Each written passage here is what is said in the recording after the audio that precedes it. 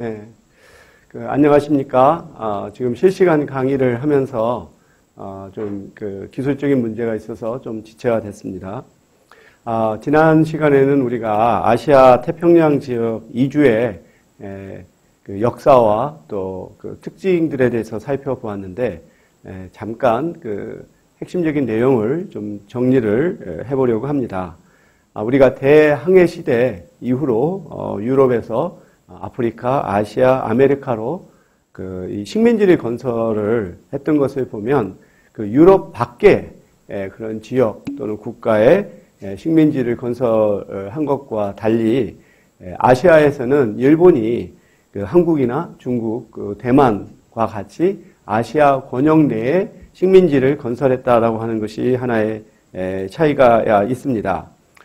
그러면서 아시아에서의 이주는 아시아 지역 내의 이주라고 우리가 볼 수가 있죠. 일본인이 식민지를 건설하기 위해서 한국이나 중국이나 대만으로 진출한 것과 함께 또한 한국인, 대만인이 또 일본으로 이주 노동 또는 강제 노동으로 이렇게 진입한 것, 그러한 특징이 이제 다르다고 볼 수가 있는 거죠. 그러니까 이제 유럽에서의 식민주의는 유럽 밖으로의 하나의 이주였다면 아시아에서는 아시아 내에서의 이주의 성격을 가졌다라고 하는 것이죠. 또 한 가지는 유럽인이 아시아, 아프리카 또 라틴 아메리카의 식민지를 건설할 때는 백인과 다른 그런 인종들을 지배를 해야 하는 상황이었기 때문에 백인이 우월하다라고 하는 인종주의를 하나의 이데올로기로서 발전시켜야 했던 것과 달리 아시아에서는 같은 아시아인들이기 때문에 인종주의를 내세울 수가 없었죠. 그러면서 일본은 대동아 공동체 또는 내선 일체와 같이 이 아시아인들이 하나의 같은 공동 운명체이고 유럽 열강의 이런 식민주의, 제국주의에 대항해서 단결해야 한다라고 하는 논리를 발전시킨 것이 하나의 차이점이라고 볼 수가 있습니다. 이 대동아 공영권은 유럽에서 독일이 아주 빠르게 진격을 하면서 전세에서 우세를 차지하게 되자 아시아에서의 어떠한 권력의 공백 상태에 일본이 이제 동남아시아라든지 또 한국과 대만으로 진출을 하게 되죠. 그러면서 자신들의 침략과 또한 조선의 통치를 정당화하기 위한 논리로 개발된 것이 이제 대동아 공영권이다라고 하는 것입니다. 그래서 이 대동아 공영권의 구상을 볼 것 같으면 이제 한국 그다음에 대만, 일본이 빨간 것으로 표시된 것처럼 이들이 하나의 이 대동아 공영권에 있어서의 하나의 핵심적인 하나의 위치라고 한다면 이 동남아시아 지역, 심지어 인도, 호주까지도 일본이 어떠한 침략의 범위 안에 들었다라고 우리가 볼 수가 있습니다. 이것이 이제 시간이 지나면서 단지 이제 아시아권만이 아니라 러시아의 북동 지역, 또 미국의 알래스카, 그리고 남미까지도 일본이 이제 대동아 공영권에 넣으려고 하는 그런 야심을 가졌다라고 볼 수가 있습니다. 그래서 실제로 2차 세계대전에 보면 일본이 필리핀이라든지 인도네시아, 말레이시아, 베트남까지 이제 무력으로 침공을 하고 또 호주까지도 이제 침공을 할 계획을 세웠었습니다. 그래서 호주가 이제 군사력도 약하고 인구도 적은 상황에서 일본하고 비밀 협상을 했다고 해요. 그래서 호주의 북부를 일본에게 넘겨주고 남부만을 자기들이 유지하는 그와 같은 아주 굴욕적인 협상까지도 생각했다라고 하는 것이 이제 최근에 이제 해제가 된 비밀 문서에서 나왔다고 하죠. 그래서 이 2차 세계대전 이후로 호주는 이제 이런 백호주의와 같이 폐쇄적인 이민 정책만을 취해서는 호주의 어떤 국가 안보를 지킬 수 없다라고 하는 인식을 하게 되고, 그러면서 이제 1970년대 이후로 백호주의를 폐지하고 그리고 이제 아시아로부터 적극적인 이민을 받아들이고 과거에는 영국에 의존하는 그런 연방 체제의 국가로 남았다고 한다면 이제는 아시아 태평양 제약의 하나의 멤버로서 적극 참여하게 되는 계기가 바로 이 2차 세계대전에서의 어떤 군사적인 위협이었다고 우리가 볼 수가 있겠습니다. 그러면 다음으로는 우리가 이제 새로운 지역으로 우리가 눈을 돌려서 이러한 아프리카, 중동, 라틴 아메리카에서의 이주의 어떤 역사와 특징을 한번 살펴보도록 하겠습니다. 그래서 오늘 강의에서 우리가 한번 주의 깊게 살펴볼 핵심적인 이슈는 이 아프리카, 중동, 라틴 아메리카의 이주에서 두드러진 현상이 무엇인가? 이것은 이제 유럽의 이주 또는 아시아 태평양 지역의 이주와 구별되는 이 지역에서의 하나의 독특한 특징은 무엇일까? 그리고 이러한 이주가 아프리카, 중동, 라틴 아메리카에 미친 영향은 무엇인가? 이것이 사실은 지금까지 이어진다라고 볼 수가 있죠. 그래서 라틴 아메리카의 많은 국가들이 경제적으로 위기에 처해져 있고 또 군사 독재가 오래 지연되고 엘살바도르, 에콰도르 그런 나라에서는 내전으로 인해서 또 많은 국민들이 밖으로 이출되는 그래서 사실 이 라틴 아메리카뿐만 아니라 사실 아프리카의 경우도 결국은 이 저발전 그 다음에 그 인구 유출이라고 하는 것이 공통적인 특징인데 우리가 오늘 수업 시간에서 살펴보면 그와 같은 현재적인 현상, 현재적인 문제가 이 뿌리 깊은 하나의 식민지 시대의 식민주의와 이주와 깊이 관련되어 있다라고 하는 것을 알 수가 있을 것입니다. 그래서 이 아프리카, 중동, 라틴 아메리카의 이주를 우리가 크게 이제 세 가지의 흐름으로 구분할 수가 있죠. 사하라 사막 이남의 아프리카에서의 이주, 또는 북아프리카와 중동의 이주, 그리고 세 번째로 라틴 아메리카에서의 이주를 우리가 한번 구분해서 살펴보도록 하겠습니다. 먼저 사하라 이남의 아프리카를 살펴보면 우리가 세계의 이주라고 하는 주제의 강의에서도 설명했다시피 인류가 이제 이 지구에 출현한 것이 한 20만 년 전으로 보죠. 그래서 아프리카의 이제 동쪽, 그것도 한 중앙 지역에 있는 탄자니아 대지대구에서 우리 인류의 조상이라고 하는 이브가 출현했다고 이런 학자들은 추정을 하고 있습니다. 그래서 20만 년 전에 현생 인류인 호모 사피엔스가 출현을 하고 그 다음에 10만 년 전부터 아프리카를 벗어나서 전 세계로 이주를 한 것으로 우리가 알고 있습니다. 그래서 여기 보면은 우리가 미토콘드리알 이브라고 해서 아프리카의 동쪽 중앙 지역에 지역이 이제 탄자니아 지역인데 여기서 이제 우리의 조상이라고 하는 이브가 이제 처음 출현했다라고 하는 것이죠. 그래서 현생 인류가 영장류의 한 종류로서 이제 최초로 이제 직립하는 그러한 생물로서 이제 출현을 하게 되는데 이와 같이 우리가 인류의 조상인 이브가 이 아프리카의 탄자니아 지역에서 출현했다라고 추정하는 것은 이 미토콘드리아의 DNA를 우리가 이제 추적을 해보면 어머니에서 딸로, 딸에서 손녀로 이어지는, 그러니까 이 모계로만 이어지는 하나의 미토콘드리아의 DNA가 추적이 가능하다고 합니다.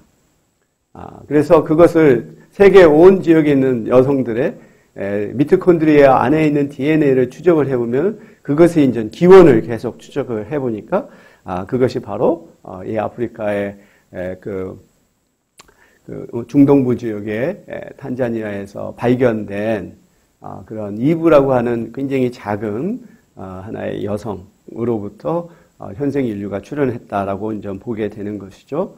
그래서 여기에서부터 이제 또 이 서아프리카 지역으로 이렇게 이주가 이루어지고 또는 남부 아프리카로 이주를 하고 그 다음에 이제 아프리카의 뿔이라고 하는 곳이 있죠. 이렇게 홍해하고 아라비아 반도 사이에 마치 뿔처럼 튀어나온 이쪽 지역을 거쳐서 아라비아 반도로 가고 그 다음에 유럽으로 건너가고 그 다음에 중동을 거쳐서 이제 아시아, 그 다음에 오세아니아, 그 다음에 베링 해협을 건너가지고 아메리카로 이렇게 이주를 하는 것이죠. 그래서 이 시기에는 지구가 지금처럼 이렇게 대륙이 떨어져 있던 것이 아니라, 이것이 이제 하나의 커다란 대륙으로 이렇게 합쳐져 있었던 상황인데, 가장 우회에 있는 것이 이제 아프리카입니다.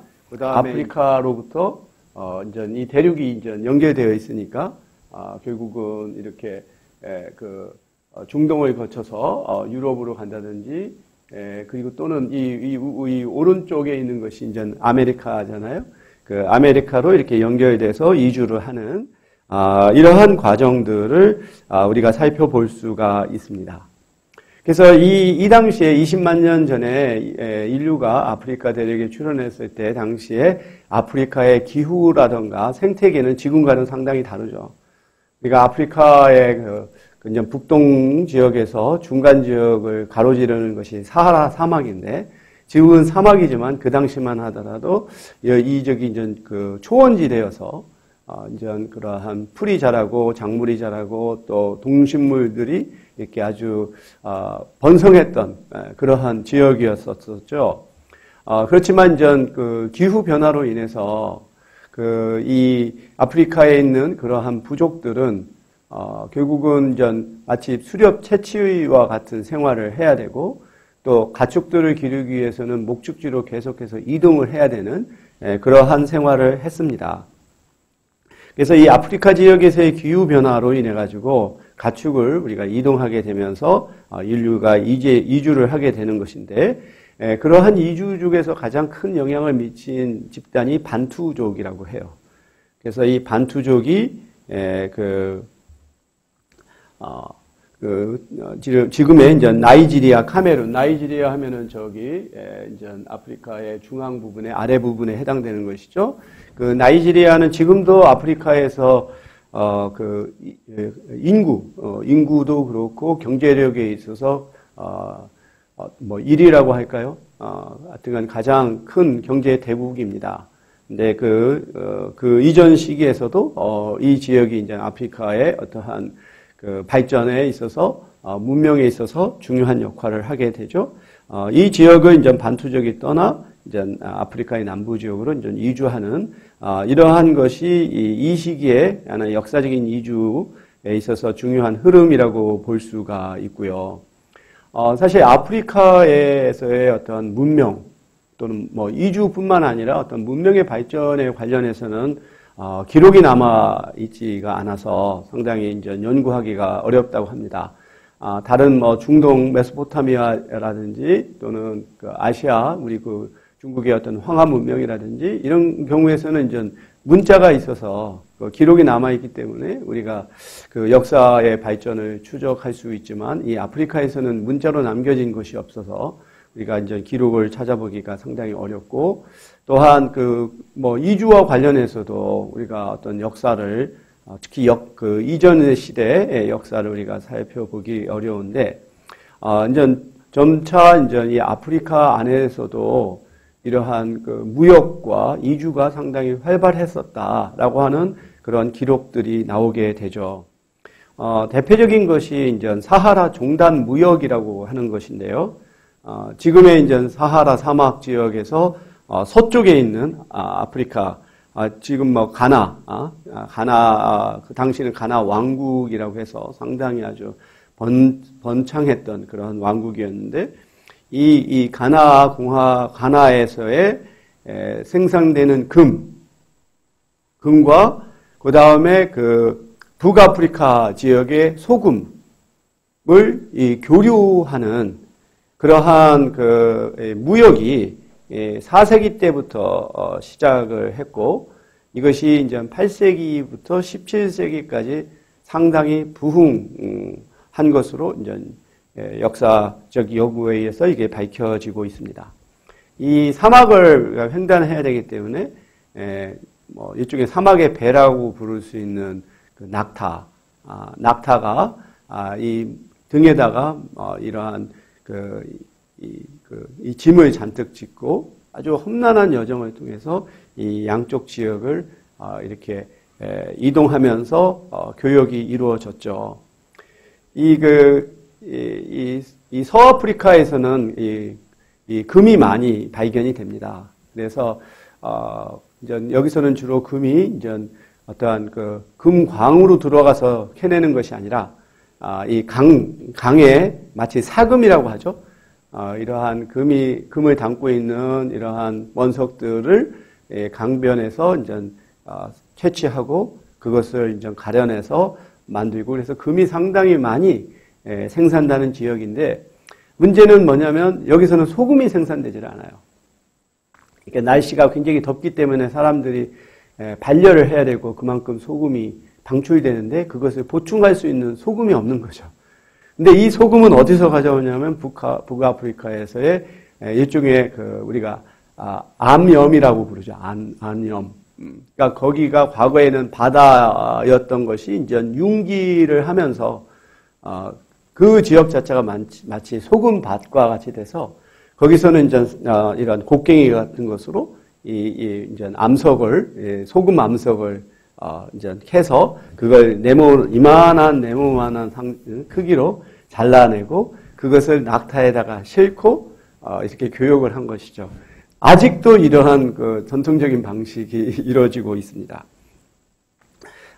이런 것을 통해서 우리가 이 루트를 볼 것 같으면 이 서아프리카에서 이집트와 같은 그러한 아프리카 내에서만 이게 된 것이 아니라 이것이 이제 북쪽으로 올라가서 지금의 알제리, 모로코, 튀니지와 같은 그 지역으로 가서 그것이 이제 유럽으로까지도 이렇게 금이 수출이 되는 이러한 무역을 알게 되는 거죠. 그래서 주된 교역 상품은 금과 소금이었지만 밀이라든지 올리브, 철제 무기, 낙타, 이슬람과 기독교도 이 교역로를 통해서 이게 전파가 되는 것이죠.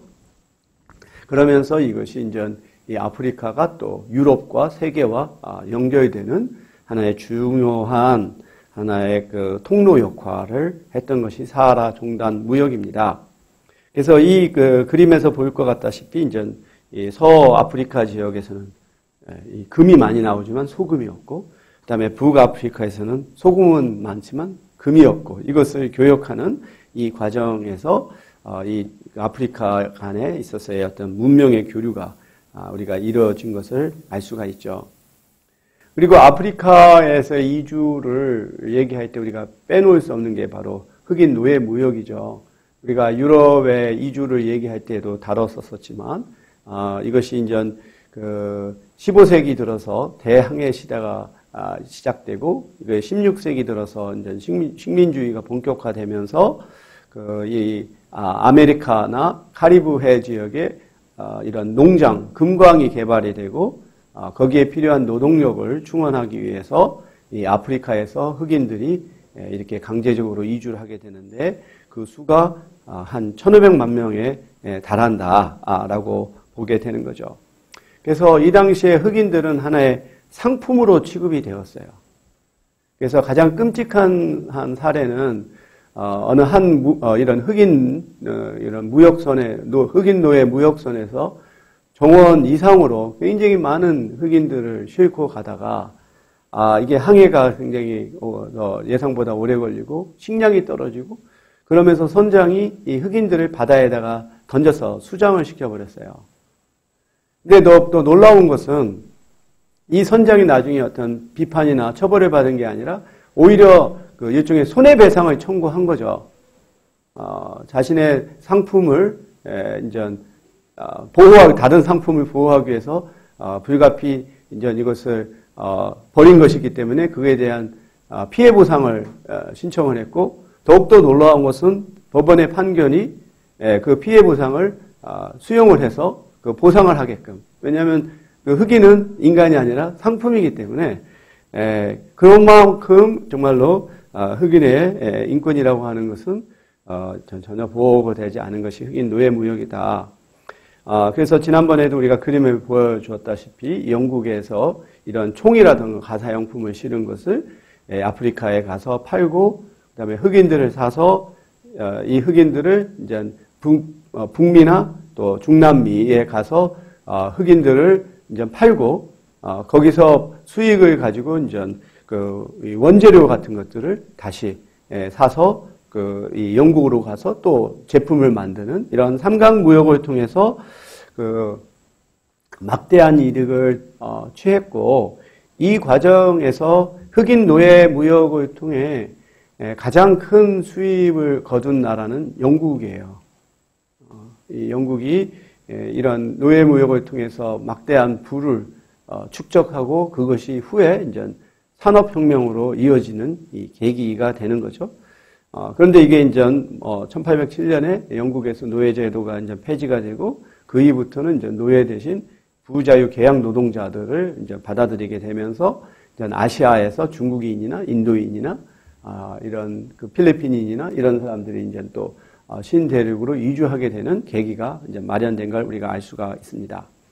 그래서 오늘 우리가 또 아프리카의 이주에 대해서 다루기 때문에 지금까지 말했던 전반적인 흑인 노예 무역에 대한 내용 말고 보다 더 좀 감추어졌던 사실들을 얘기를 하자면, 우리가 이 그림을 볼 것 같으면 흑인 노예들이 지금 목에 고리가 이렇게 씌우고 그다음에 손이 묶인 상태로 이렇게 끌려가고 있는데, 이들을 이렇게 호송하는 사람들이 흑인이라고 하는 것이죠. 그래서 이 당시에 아프리카에서는 많은 부족들 간에 서로 전쟁을 치르게 되고, 전쟁에서 자신들이 우위를 차지하기 위해서는 서양의 총이 필요한 거죠. 그래서 보면 왼쪽에 있는 이쪽에 뭐라고 말할까요? 호위병이라고 할까? 이 사람이 들고 있는 게 총이죠. 이 총을 구입하기 위해서는 상품을 백인 영국인한테 줘야 되는데, 결국은 흑인들을 이렇게 잡아서 이들한테 판매하는. 그래서 이렇게 처음에는 전쟁을 통해서 포획한 포로들을 이렇게 이제 팔았는데, 그 수가 모자라게 되다 보니까 아프리카의 내륙으로까지 들어가서 강제로 흑인들을 이렇게 체포를 해가지고 판매하는. 그래서 사실 흑인들이 정말 흑인 노예 무역에 있어서 가장 큰 피해자이지만, 이 과정에서도 또 흑인들이 또 가해자가 되는 참 슬픈 하나의 역사가 있다는 부분이고요. 그리고 이 흑인 노예 무역에 있어서는 가능한 한 많은 흑인들을 실어서 팔아야 이익이 남기 때문에 정말로 이렇게 아주 밀집한 공간 내에 아무런 위생시설 없이 이들을 이제 마치 아주 차곡차곡 상품을 쌓듯이 가야 된다는 거 하는 거죠. 이게 이제 이 당시의 흑인 노예선들의 모습인데, 정말 움직일 수 있는 공간도 없고, 지금 이렇게 발에다 쇠사슬이 채여져 있죠. 용변도 여기서 봐야 되는, 하루에 한 번 옥수수 죽 같은 것만 먹고 몇 개월에 걸친 항해를 해야 하는 이러한 상황에서 당연히 많은 흑인들이 죽을 수밖에 없죠. 그러면 죽으면 그냥 바다에 던지고, 이제 이러다가 이 흑인들에 대한 일종의 대금 지급 방식을 바꾸게 돼요. 그래서 과거에는 얼마나 많은 흑인을 실어서 했느냐에 대해서 대금을 주었다면, 이제는 건강한 흑인이 얼마만 도착하느냐에 따라서 이제 그 값이 주어지는 방식으로 바뀌게 되면서부터 이 선장이나 선주가 흑인들의 어떤 건강에 더 신경을 쓰게 되는, 참 그것이 흑인의 인권이 문제가 아니라 그들의 상품 가치를 높이기 위해서 더 이들을 보호하게 됐다라고 하는 하나의 아이러니를 우리가 또 볼 수가 있죠. 그래서 이 당시에 아프리카 노예 시장에서 가장 컸던 것이 이 가나에 있는 케이프 코스트 성이라고 하는 곳입니다. 이것은 처음의 목적은 일종의 방어 목적으로 세워졌던 것인데, 이 성이 나중에는 이제 잡아온 흑인들을 여기서 일시 수용했다가 이제 노예선에 실려서 이제 보내는 하나의 정거장처럼 역할을 하게 됐죠. 저도 한번 기회가 되면 한번 이곳을 한번 방문을 하고 싶은데, 2009년에 미국의 오바마 대통령이 본인 자신이 이제 아프리카 출신이기 때문에 아프리카로 순방을 할 때 바로 이 가나의 이 케이프 코스트 성을 방문을 했어요. 그래서 그 성에서 보면은 Door of No Return, 그러니까 돌아올 수 없는 문이라고 하는 것이 있습니다. 그래서 이 수용소 안에서 결국은 이 문을 통해서 배를 타고 나가면 다시는 돌아올 수 없는 어떤 정말로 슬픈 역사를 보여주는 하나의 상징이라고 볼 수가 있죠. 그렇게 해서 아프리카에서 대서양을 건너 미국에 오게 되면 그 사우스 캐롤라이나 지역, 이 남부 지역의 찰스톤이라고 하는 곳이 또 최대의 노예 무역 시장이었어요. 여기서 이제 흑인들이 하나의 상품으로서 판매되고, 이 당시에 그래서 노예를 얼마만큼 많이 갖고 있느냐가 그의 부가 되는 것이죠. 그래서 이 찰스톤은 이 남부 지역에서 굉장히 중심적인 하나의 도시였습니다. 우리 바람과 함께 사라지다에서 나오는 어떤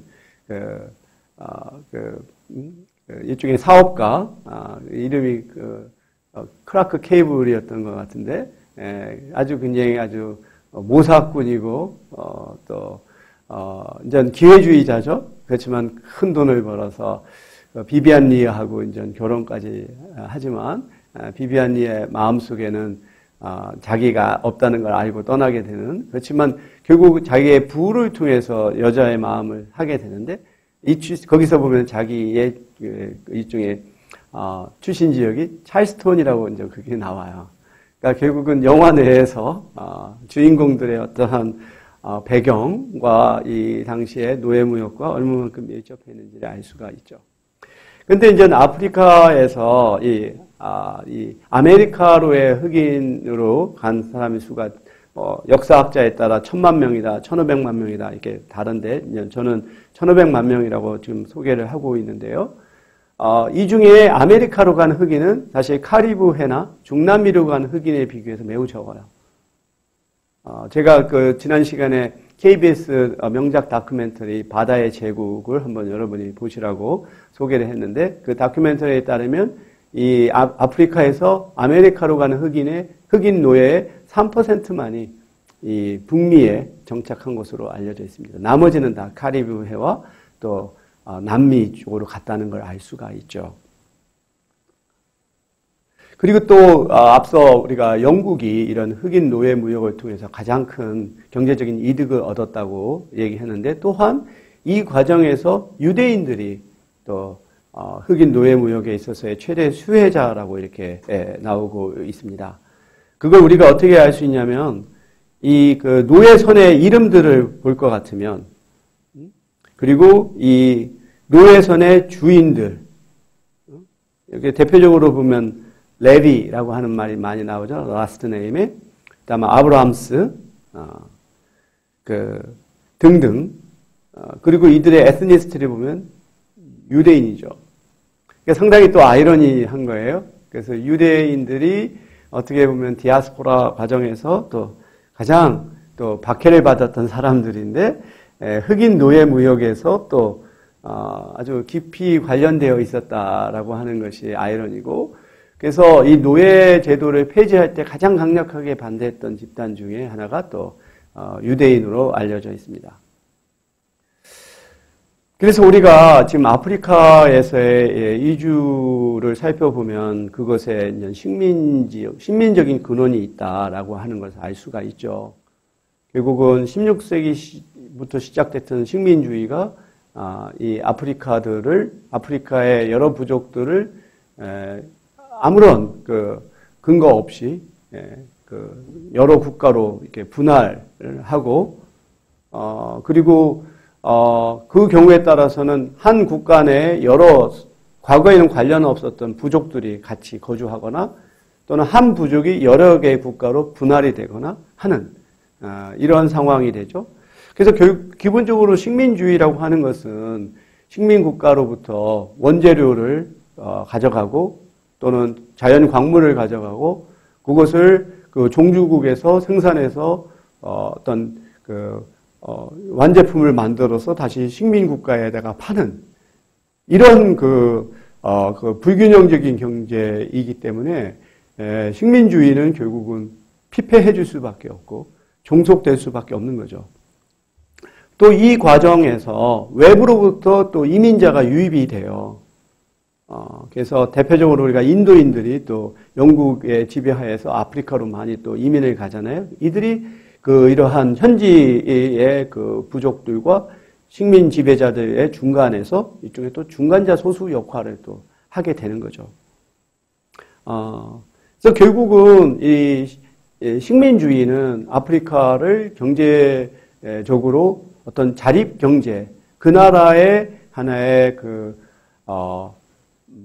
발전을 위해서 경제가 형성되는 것이 아니라 종주국의 어떠한 모든 자원들이 유출되는 방식으로 이 경제가 형성이 되기 때문에 결국은 저발전의 상태에 머무를 수밖에 없고, 이러한 상황에서 경제적인 저발전은 또 정치적인 저발전으로 이어지게 돼요. 그러니까 소수의 사람들이 일종의 매판 자본주의와 마찬가지로 식민 지배자들과 결탁을 해서 어떤 자기들의 자원을 유출하는 것에 대한 대가와 정치 권력을 보장을 받고, 이 소수의 독재자들이 이제 지배를 하는 이러한 과정에서 민주주의라고 하는 것은 발전을 할 수가 없고, 또 이러한 과정에서 어떤 고등교육과 같은 하나의 교육이 발전할 수가 없는 거죠. 그래서 우리가 이 선진국가와 또 이 저발전 국가를 우리가 가로지르는 여러 가지 요인들이 있는데, 거기서 굉장히 중요한 요인 중에 하나는 일종의 중상층의 형성이에요. 그 나라에서 교육을 받고 또 안정된 경제적 지위를 가진 중산층이 얼마만큼 비중을 차지하고 영향력을 발휘하느냐에 따라 그 나라의 어떠한 민주화라고 하는 것도 결정이 되는 것인데, 이러한 중상층이 형성되지 못하는 나라들의 공통적인 특징은 소수의 엘리트들이 다수의 인민들을 이제 지배하고, 여기선 또 교육이 발전하지 못하기 때문에 국민의 다수가 문맹 상태에 빠지게 되고, 그러므로 인해서 어떠한 독재라든지 이런 것에 대해서 비판의식을 갖지 못하게 되는 이런 것들이 하나의 굉장히 공통적인 요인인데, 그것의 하나의 근원은 결국 식민주의라고 하는 것이죠. 식민주의가 결국은 다수의 인민들을 식민 지배자나 또는 그 나라의 소수의 엘리트들이 지배하게 하고, 경제 발전이 자국의 어떤 자생적인 경제 발전이 아닌 종주국의 발전을 위한 희생적인 체제로 이어지게 되고, 그 과정에서 어떤 교육의 발전 또는 근대적인 사고의 발전이 이루어지지 못하는 이러한 하나의 결과를 낳게 됩니다. 그래서 2차 세계대전 이후로 아프리카의 국가들이 많이 독립한 이후에 그 나라에서 발생했었던 많은 내전들, 독재, 이런 것들로 인해 가지고 결국은 이들은 이주를 하게 되는데, 이주의 패턴이 이제 종주국으로 향하게 된다는 것이었었죠. 그래서 콩고는 벨기에가 지배했었기 때문에 벨기에로 간다든가, 세네갈은 이제 프랑스, 나이지리아는 영국으로 가는 이러한 양상이 나타나게 됩니다. 그리고 이제 또 한편에서는 이 남아프리카 공화국이 백인들에 의해서, 소수의 백인들에 의해서 이제 다수의 흑인들이 지배해 왔고, 그걸 일종의 이제 그런 차별적인 아파세이드라고 하는 이런 흑백 간의 분리 정책이 굉장히 오랫동안 지배해 왔었어요. 그러다가 알다시피 우리가 맨델라가 이제 남아프리카 공화국의 대통령이 되면서 이제 이 백인들이 상당히 위협을 느끼고 이런 대탈출이 이루어졌던 그러한 시기가 있었습니다. 그래서 이 아프리카에서 이렇게 지금도 계속해서 이 유럽으로 또 다른 지역으로 이주하게 되는 그 가장 그 직접적인 원인 중에 하나가 이제 내전이죠. 모잠비크, 앙골라, 짐바브웨, 나이지리아, 시에라리온, 코트디부아르 뭐 등등. 그리고 특히 이제 우리가 아까 지도에서 보았던 아프리카의 뿔에 해당되는 지역, 이디오피아라든가 에리트레아, 소말리아, 뭐 이런 그런 지역에서 일어났던 내전들로 인해 가지고 난민이 발생하는 그 아프리카 난민의 절반 이상이 바로 이 지역에서 나온다라고 알 수가 있죠. 우리가 소말리아 하면은 우리가 많이 기억에 있는 게 소말리아 해적이죠. 결국은 소말리아 안에서의 이러한 내전으로 인해서 정말로 먹고 살기 힘든 사람들이 이러한 해적질을 해서 이제 살려고 하는 현상으로 이어지기도 하고, 그렇지만 알다시피 이 내전의 근본적인 원인이 뭡니까? 그 안에 있는 어떤 다이아몬드라든지 또는 석유라든지 여러 가지 지하 자원의 이권을 놓고 서구 열강들 간의 경쟁이, 그 안에서 정부군과 반군을 각각 지원하고 그들 간의 전쟁이 이제 벌어지는. 그래서 실제로 이 아프리카 내전에서 이런 반군과 또 정부군을 보면 지원하는 국가가 서로 다 다르죠.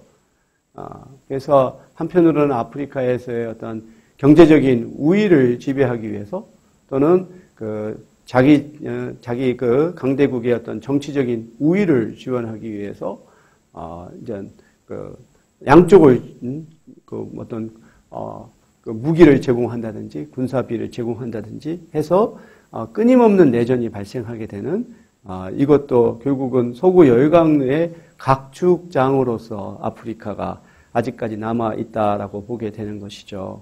그래서 이렇게 아프리카의 저개발, 빈곤, 거기에 또 인구 증가, 여기서 이제 출산 어떤 그 억제라든지 또는 가족 계획이라든지 이런 것이 없고 그냥 자연 출산의 상태에 놓여 있다 보니까 특히 이제 청소년층, 젊은 층의 인구가 굉장히 높은 비율을 차지하고 있죠.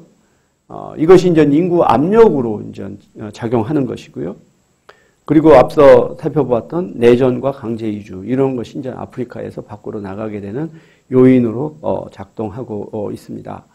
그래서 2006년 기준으로 볼 때 세계에서 가장 못 사는 나라들 50개국 중에 39개가 아프리카에 있다라고 하는 것이고, 이로 인해서 한 1,700만 명가량의 국제 이주자들이 아프리카로부터 밖으로 나가는 원인을 제공한다라고 볼 수가 있습니다.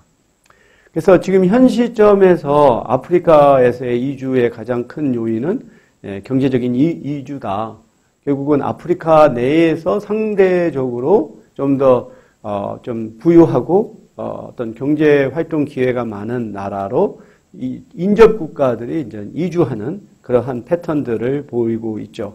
그래서 남아프리카에서는 금광과 또 다이아몬드 그런 이 광산이 개발이 되면서 인접 보츠와나라든지 그런 데서 또 이렇게 이민자들이 많이 오게 되고, 그래서 남아프리카 공화국에서 보면은 아프리카의 전역에서 온 이주민들이 많고, 근데 거기서 그들이 어떤 시민권을 부여받지 못하고 정말로 어떻게 보면 무국적의 그러한 생활을 하게 되죠. 그로 인해서 실업률이 매우 높고, 그래서 이제 특히 남아프리카의 도시들을 우리가 여행할 때 특별히 주의해야 될 게 이 범죄율이 굉장히 높아요. 이제 그런 문제들이 있는 것이고, 또 한때 리비아의 카다피 대통령이 아주 권력을 잡고 리비아가 이제 아프리카의 하나의 맹주로서 자기가 떠오르려고 할 때 많은 공사를 합니다. 그래서 실제로 이 리비아의 어떤 우리가 수로 건설, 이 사막지대이기 때문에 물이 많은 데서 도시로 끌어오는 이 대규모 수로 건설을 할 때 한국 기업들이 많이 진출했었던 기억이 있었죠.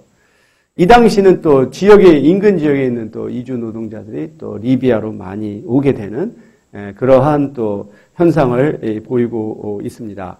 그래서 우리 교과서에 이 아프리카 대륙 안팎의 이주에 대해서 이렇게 그림으로 보여주고 있는데, 우리가 대표적으로 볼 수 있는 것을 알다시피, 이 서아프리카 지역에서는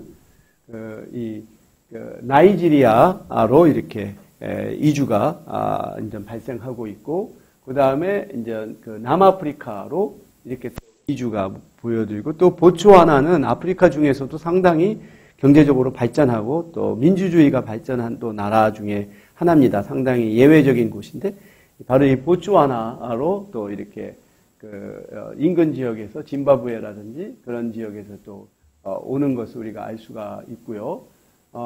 그리고서는 이집트로 간다든지 또 이집트에서는 또 사우디아라비아로 간다든지, 그 다음에 이제 북아프리카 지역에서는 유럽으로 이제 스페인이라든지 이탈리아라든지 그리스라든지 그런 식으로 이제 이 지중해에 가까운 곳으로 아프리카에서 이주가 일어나는 그러한 패턴을 우리가 볼 수가 있어요. 그러니까 한편으로는 아프리카 내에서 좀 더 경제적인 기회가 있다고 생각하는 곳으로 이러한 이주가 있다고 하면, 아프리카를 벗어나서 사우디아라비아라든지 또는 아랍에미레이트라든지 또는 유럽으로 이렇게 이주가 일어나고 있음을 우리가 알 수가 있습니다. 다음은 우리가 이 아프리카에서도 이제 북아프리카, 이집트라든지 리비아라든지 알제리, 모로코, 튀니지 이런 곳들이 이제 이게 북아프리카 지역이죠. 근데 사실 아프리카는 이 북아프리카하고 사하라 이남의 아프리카하고 인종적인 면이나 또는 문화적인 면에서 상당히 큰 차이가 있어요. 그래서 이 북아프리카 지역은 과거 로마 제국의 또 지배를 받았었고, 또 그리스의 일종의 디아스포라 식민지가 일찍이 이제 건설됐던 것이 북아프리카이기 때문에 거기는 일종의 우리가 지중해 문명권이라고 볼 수가 있죠.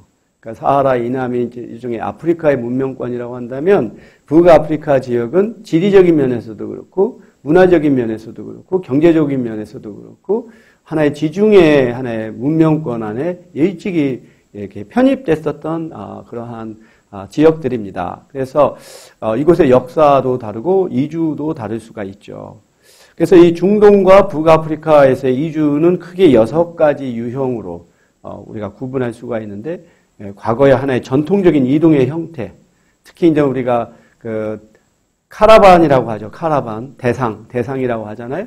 낙타를 통해서 이렇게 교역하는 이런, 또는 우리가 메카에 순례를 하기 위해서 가는 이런 전통적인 이동 형태가 있었고, 두 번째로는 중동과 북아프리카 내에서 정착을 목적으로 하는 이주가 있고, 그 다음에 앞서 우리가 그림에서 보온 것처럼 북아프리카에서 세계 다른 지역으로 이렇게 나아가는 이주가 있고, 그 다음에 그 영내에서 하는 노동 이주, 또는 난민 시리아라든지 보면 레바논이라든지 이라크 등지에서 발생한 전쟁, 내전 이런 것들로 인해서 발생한 난민 이주, 그리고 이제 여기를 경유해서 다른 지역으로 가는 크게 6가지 유형으로 살펴볼 수가 있는데요. 우선 한번 우리가 이 중동 아프리카의 이주와 관련해서 좀 이게 하나의 문명적으로도 의미가 있는 한번 이주를 살펴보려고 하는데요. 그 중에 하나가 이제 향료 루트라고 하는 게 있어요. 그러니까 이 전 세계적으로 보면 이런 경제적인 하나의 교역료가 중요한 것들이 있죠. 우리가 대표적인 게 바로 비단길이잖아요. 비단길, 그거의 그만큼 비중은 크지 않아도 역사적으로 상당히 오래됐고 의미가 있는 것이 바로 향료 루트입니다. 그래서 향료하면 대체로 보면 유향이라든지 모략이라든지 이런 것들, 주로 이제 우리가 제사를 지낼 때 그 향을 피워서 이제 그 예배를 보기 위해서 쓰거나, 또는 이 유향이나 모략이 이제 또 의약품으로도 쓰였고, 지금도 유향 같은 경우는 화장품으로 많이 쓰여요. 피부 같은 걸 재생시키고 하는. 그래서 유향이라고 하는 것은 일종의 감람나무의 일종인데, 이 사막에서 자라는 나무에 상처를 내면 거기서 마치 고무, 흰 그런 고무 액과 같은 것이 나오는데 이게 동글동글동글하게 돼요. 그래서 이름이 그래서 유향이라고 붙인 거거든요. 이게 그 상처를 내서 생겨난 이런 물질을 이제 모아가지고 만든 것이 이제 유향인데 바로 이렇게 밑에서 보면 아라비아의 남쪽 지역에서 대상들이 낙타에 싣고 이제 가자 지역, 지금 이스라엘의 가자 지역을 통해서 유럽으로 이렇게 나가는 이것이 이제 상당히 중요한 하나의 무역의 형태였는데 이 당시 이스라엘의 네게부 사막에 거주하던 나바테아인들이 이 기원전 7세기부터 서기 2세기까지 이 향료 무역을 통해서 번영을 이루는 그런 것을 이제 볼 수가 있습니다. 성경에서 보면 예수가 탄생했을 때 하늘에서 이제 별이 계속 이동해서 예수가 탄생한 예루살렘의 오두막 나국간에 딱 멈춘 게 이제 나오죠. 그때 이제 이 하늘의 별을 관찰하던 동방박사 세 사람이 그 별을 찾아서 왔다가 결국 멈춘 곳에 보니까 아이가 출생했고 이 아이가 이제 하나님의 자녀라고 이제 생각해서 황금과 유향과 모략을 선물하죠. 그래서 보면 왜 황금은 우리가 그렇잖아요. 뭐 다 귀한 거라고 생각하니까 되겠지만 왜 유향과 모략을 선물했을까? 그 당시는 몰랐는데 바로 우리 이만큼 이 당시에 유향과 모략이 굉장히 중요한 하나의 상품이었었다라고 하는 걸 우리가 이제 알 수가 있습니다. 두 번째, 중동 또 북아프리카를 연결했었던 사실 비단길 못지않게 중요한 무역이 바로 향신료 무역이에요. 이것은 전 중국이라든지 또는 자바, 말레이시아, 인도네시아, 그다음에 인도 등지에서 생산됐던 향신료들, 시나몬이라고 하죠 우리가 계피, 또는 생강, 울금. 나중에는 이 대항해 시대 때는 블랙페퍼, 후추, 이런 것들이 결국은 아시아, 동북아프리카, 중동, 유럽을 연결시키는 중요한 일종의 교량 역할을 하게 되죠. 처음에는 아랍의 상인들이 대상 무역을 통해서 이 아시아로부터 가져온 향신료를 베네치아 상인들을 통해서 판매를 했고 베네치아 상인들이 이걸 유럽에 판매해서 엄청난 부를 누리게 됩니다. 그래서 이 당시에 베네치아 공화국은 군사력, 경제력 면에서 가장 뛰어났던 나라, 하나의 공화국이었어요.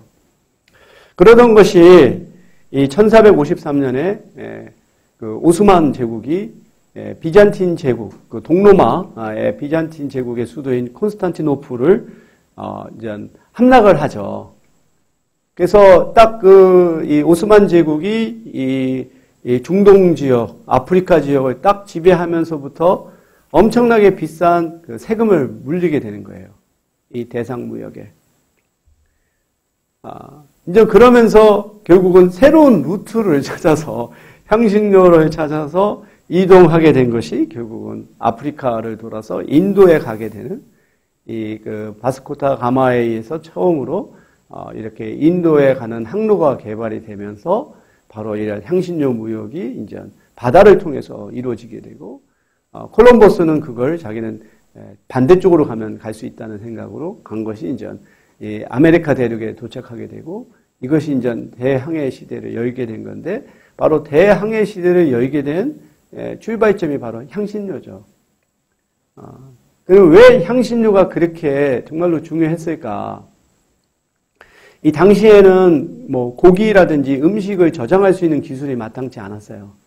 지금처럼 냉장고가 있는 것도 아니고 그렇기 때문에 이제 이런 식품들이 쉬이 상할 수가 있고, 두 번째로는 어떤 그런 고기라든지 음식의 맛을 낼 수 있는 이런 향신료가 매우 중요한데, 유럽에서는 이런 것들이 생산이 되지 않아서 결국은 그 아시아로부터 이걸 수입할 수밖에 없었었는데, 이것이 굉장히 어려운 것이지만 엄청난 부를 가져다 줄 정도로 이 당시에 향신료의 가치는 금과 버금갈 정도로 굉장히 높았다고 합니다. 그래서 결국은 어떤 이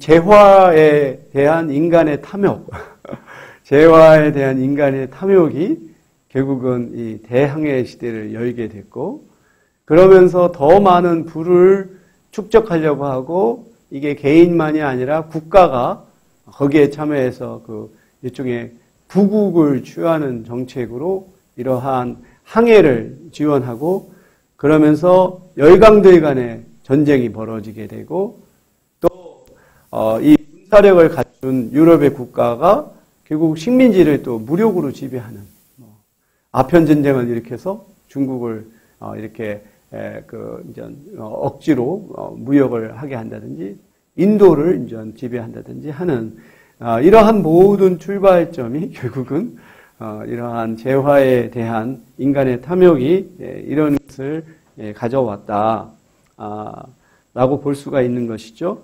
그래서 어떻게 보면은 돈에 대한 인간의 어떤 탐욕이라고 하는 것은 가장 강력해서 목숨까지도 우리가 담보할 그런 위험을 택하게 하는 거라고 볼 수가 있죠. 근데 반면 우리가 중국의 14세기에 있었던 그 정화의 대원정은 이 경제적인 목적이 아니었었죠. 정치적인 목적이었기 때문에. 그리고서 이제 영락제가 죽고 난 이후는 이제 바다로부터 중국이 철수하게 되죠. 그러면서 이 공백이 된 상태를 서구 열강 국가들이 이제 지배하게 되는. 그래서 결국은 바다를 바라보는 이 동양과 서양의 서로 다른 시각, 이것이 결국은 세계사의 주역을 바꾸게 된 가장 결정적인 원인이라고 볼 수 있어요. 중국은 이 바다를 기회의 땅으로 보지 않은 것이죠. 그 중국 자체만으로도 모든 것이 풍족하기 때문에 굳이 교역을 할 필요가 없었고, 이런 것은 바다를 굳이 이렇게 탐험하고 개척하려고 하는 것이 없었다라고 한다면, 사실 이 대항해 시대까지만 하더라도 서양은 동양에 비교해서 가진 게 없는 정말로 빈국이었어요. 향신료도 없었고, 비단도 없고, 도자기도 없고, 또 차도 없었고, 모든 것을 다 이 인도나 중국으로부터 수입할 수밖에 없었던 그러한 나라이기 때문에 악착같이 그것을 개척하려고 하는 그 동기를 부여하게 되고, 그것이 역전을 하게 되는 하나의 계기를 이제 가져다 준 것이죠. 결국은 바다를 우리가 어떠한 관점에서 보느냐가 한 국가의 흥망성쇠를 결정했다라고 볼 수가 있죠.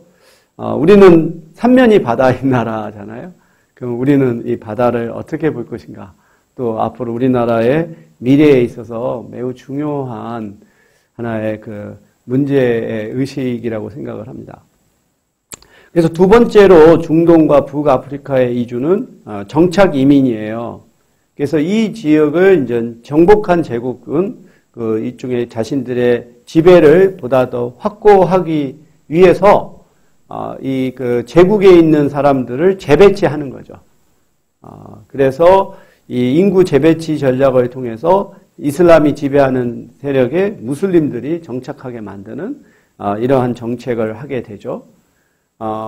이제 그러면서 이제 이슬람이 이제 좀 빠르게 확산을 하게 되는 겁니다. 그리고 이제 이것은 근대에 들어서서도 그 자민족, 해외에 있었던 자민족들이 다시 이제 모국으로 들어오게 하는 또 정책으로도 이어지죠. 지금 오스만 제국의 후예가 터키라고 볼 수 있잖아요. 과거 오스만 제국이 지배했었던 땅에 비교해서 아마 뭐 10분의 1이라고 할까? 그 정도로 축소되는 것이 터키라고 할 수 있는데, 그런 면에서 터키는 자기가 오스만 제국의 후예라는 생각으로 오스만 제국에 살던 사람들로 하여금 터키에 재정착을 하게 한다던가, 또는 뭐 이스라엘이 귀환법을 통해서 이제 유대인이라고 생각되는 사람들은 다 받아들이는 이런 식으로 하게 되죠. 이러한 귀환 정책으로 인해서 이스라엘이 독립하고서 불과 한 80만 명에 불과했던 인구가 이것이 98년에는 600만 명으로 이렇게 증가하게 되는 가장 아주 극적인 그 귀환 위주는 그 이디오피아에 있는 흑인 유대인들의 이주죠. 이디오피아에 흑인 유대인이 있다는 게 상당히 흥미롭죠. 근데 이 사람들은 뭐 후손으로 볼 때 솔로몬 왕과 시바 여왕의 후손이다라고도 이렇게 또 얘기를 해요. 그래서 이들이 이디오피아에 살면서 유대인의 율법을 그대로 뭐 3,000년 넘게 유지해 오고 있고, 이런 과정에서 이디오피아는 대다수가 그 이슬람을 믿거나 또는 기독교를 믿는 상황에서 유대인들이 박해가 심했죠. 이런 상황에서 이스라엘 정부가 모세 작전, 또는 솔로몬 작전, 이러한 이름으로 자국의 군용기, 비행기를 보내서 이 흑인 유대인들을 실어가지고 이렇게 공수하는 이러한 것들이라든지, 또는 러시아에 있었던 유대인들을 또 소련 체제에서 또는 그 나치 체제에서 핍박받던 사람들을 그 독립 이후에 받아들이는 이런 방식을 통해서 그 나라의 인구를 아주 증가하는 그런 정책을 펼치게 됩니다.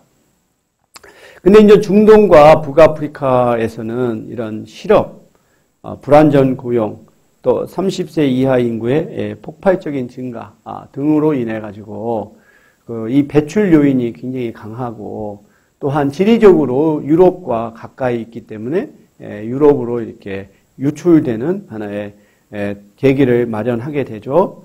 거기에다가 이제 중동은 끊임없는 내전이 발생하잖아요. 이제 그 중에 대표적인 것이 이제 이 이스라엘이 이 팔레스타인을 자기네들이 점령을 하고 거기서 독립국가를 형성을 하게 되면서 거기에 살던 그 팔레스타인인들이 졸지에 이제 일종의 난민이 된 거죠. 그래서 이들이 이제 세계적으로 흩어지게 되는 이 430만 명에 달하는 팔레스타인 난민이 중동과 세계 각지에서 흩어지게 되는 그런 것을 이제 보게 되고, 참 이것이 역사의 아이러니라고 할 수 있어요. 유대인들이 정말 디아스포라로서 박해를 받았다가 이제 자신들이 또 이제 국가의 주인이 되면서 거기 원래 있던 원주민들을 내쫓고 그들을 디아스포라로 만드는 이러한 아이러니가 이제 발생하고 있죠. 그 다음에 이라크에서 후세인이 이제 쿠웨이트를 침공을 하고 그걸 저지하기 위해서 이제 걸프 전쟁이 발생하고 이제 그러면서 또 이제 그 경제적으로 핍박이 이루어지고 그 다음에 또 한 가지가 이제 그 쿠르드족들, 이 쿠르드족들이 이제 이 박해를 받게 되고 이런 것들로 인해서 또 그 이라크의 난민들이 또 이제 전 세계적으로 나아가게 되는, 이제 거기에다가 또 시리아, 레바논 등등 이 안에서 일어난 또 내전들이 또 많은 그 국민들을 인접 국가인 터키라든지 그러한 또는 뭐 그리스라든지 이런 식으로 이제 이렇게 배출하게 되는 요인을 마련하게 됩니다. 이러한 그 난민들이 이제 유럽에 정착하게 되면서 이들은 그 유럽 국가 내에서 많은 또 사회 문제, 정치적 문제를 유발을 하게 돼요.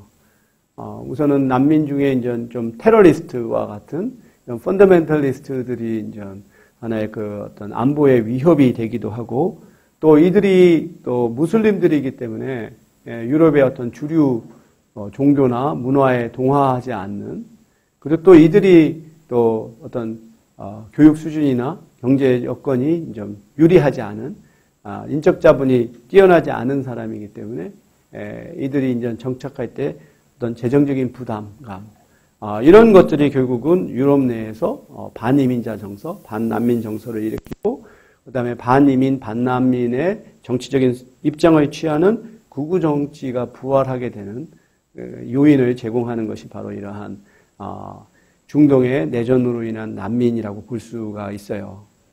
그래서 이러한 요인으로 인해 가지고 이들이 알제리, 모로코, 튀니지, 모리타니를 경유해서 이제 유럽으로 이제 가게 되죠. 근데 이 과정에서 상당히 아주 이 지중해를 건너가야 되는데 이 과정이 다 비밀리에 이제 마치 암거래 하듯이 이루어지는 거죠.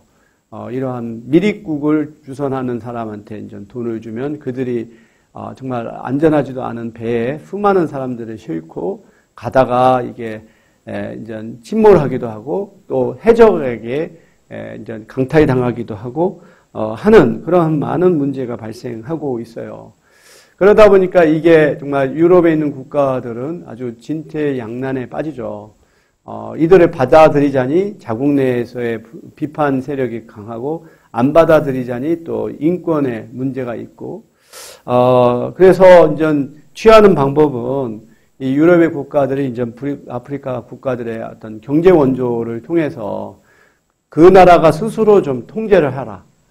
이제 미립국 하는 것을 억제한다든지, 그리고 또 이런 북아프리카 공화국에서 합법적으로 노동 이주의 쿼터를 보장해주는 대가로 이러한 불법 입국을 억제하라는 이러한 정책을 취하고 있습니다.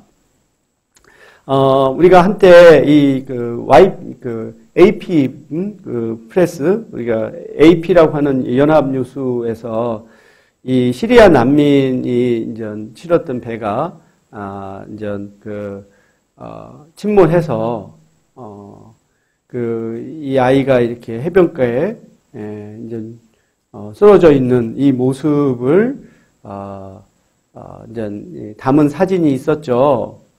그래서 이 사진으로 인해서 이제 유럽 내에서 이제 일시적으로 자성의 그러한 목소리가 들면서 이제 시리아 난민들을 받아들였지만 그것도 또 오래 가지 못했던 이러한 사진의 한 컷이 세계적인 여론을 또 이렇게 바꿨던 그런 경험도 있습니다.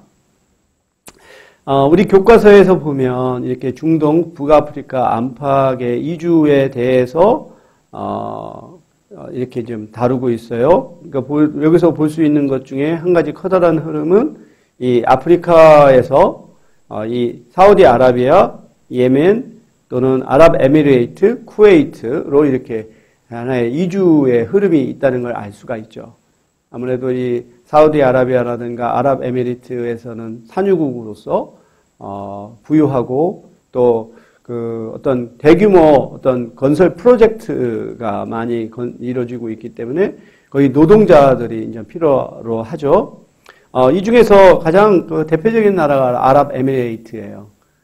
두바이하고 아부다비라고 하는 그 도시들로 유명한 곳인데 우리가 보면 세계에서 제일 높은 빌딩 그게 칼리프 이름이 뭐더라? 세계에서 가장 큰 부지 칼리파라고 하는 세계에서 가장 높은 그 건물이 있죠. 그 안에 들어가 보면 뭐 엄청나게 큰 쇼핑몰들이 있고 세계 최첨단의 모든 그 어떤 건축 기술, 디자인이 다 지금 결집되고 있는 게 바로 아랍에미레이트라고 할 수 있어요. 거기에 보면 뭐 인공섬도 있잖아요. 세계 지도를 그대로 한 거기서 뭐 유명한 세계 할리우드 배우들이 또 세계 지도에 땅도 사기도 하고 세계 7성급 호텔이라고 하는 가장 유일한 7성급 호텔도 그 이 아랍에미레이트에 있고 그렇죠.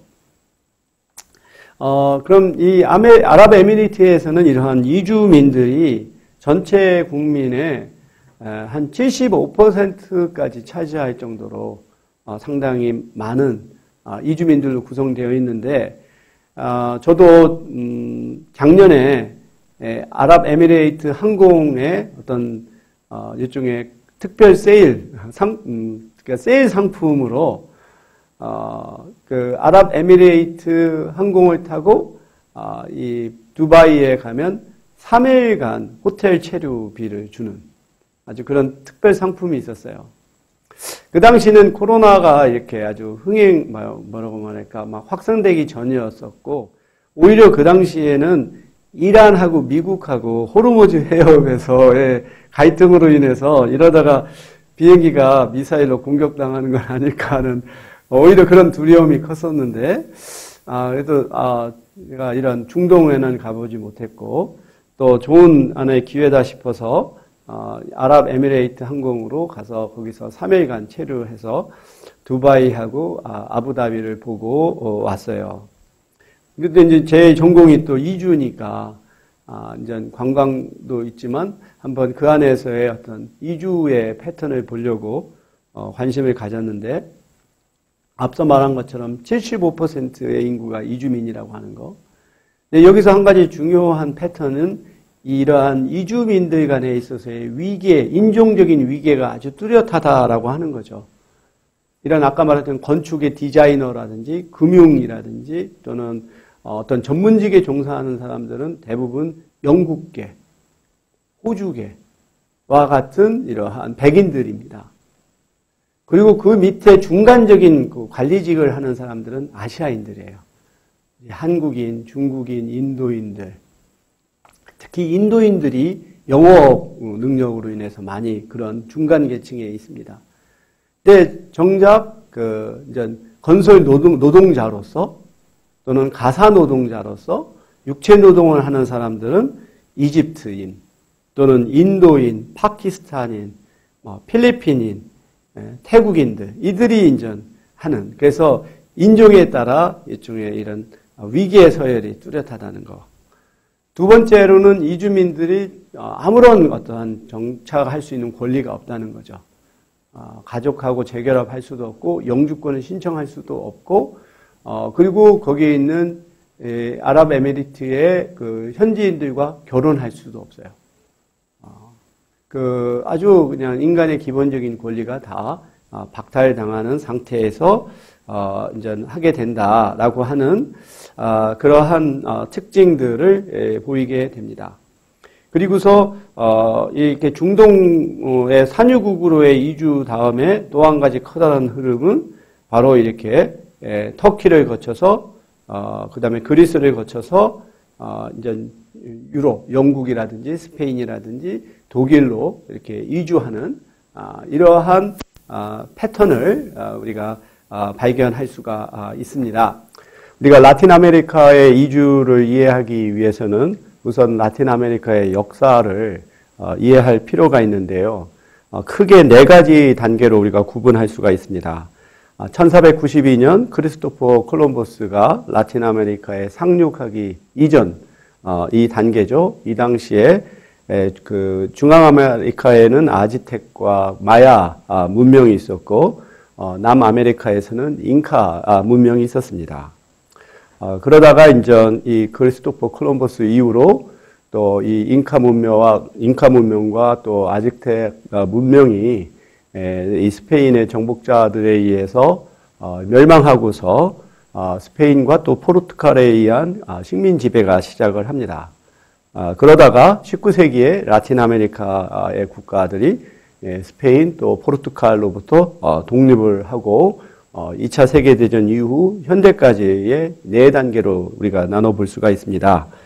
오늘 강의는 카를로스 푸엔테스라고 하는 학자가 쓴 라틴 아메리카의 역사라고 하는 책에 기초하고 있습니다.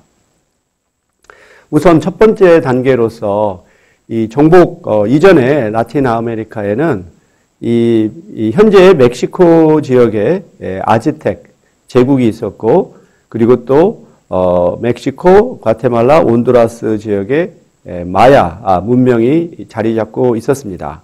그리고 이제 남아메리카에 현재 그 콜롬비아, 에콰도르, 페루, 칠레, 볼리비아, 아르헨티나가 이렇게 겹치는 지역에 잉카 제국이 자리 잡고 있었죠.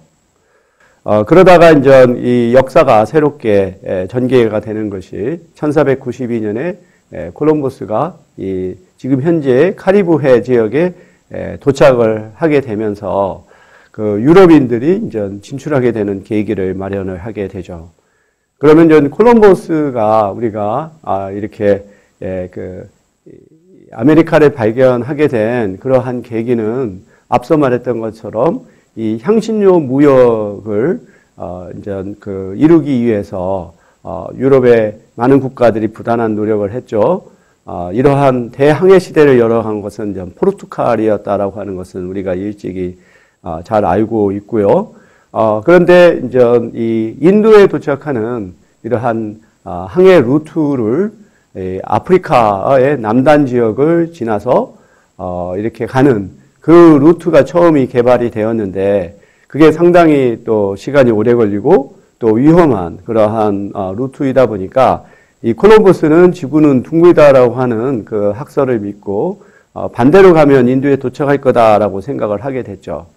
우리는 그러한 것이 이제 그 아메리카에 도착하게 된 이유라고 설명하지만 보다 더 근본적인 것을 우리가 이해할 필요가 있습니다. 이 당시 그 스페인은 이슬람의 이 종교를 믿는 그러한 제국에 의해서 이베리아 반도가 지배되고 있었어요.